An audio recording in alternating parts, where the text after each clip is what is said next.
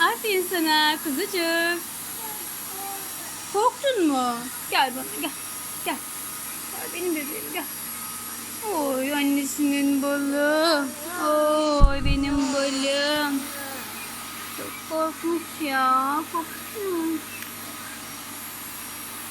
Hadi süpür bakalım. Süpürecek misin tekrardan? Kapatalım istersen. Kapatalım mı?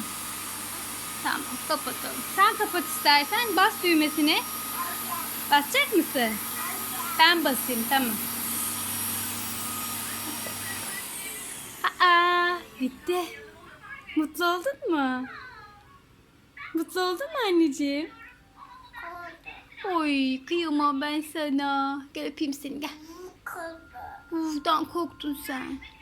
Ama ben temizlik yapıyordum. Sen neden elimden aldın peki? Neden? Evet anneciğim. O sesinden korktun onun. Tamam bebeğim. Hadi bay bay yapalım mı Demir? Demir.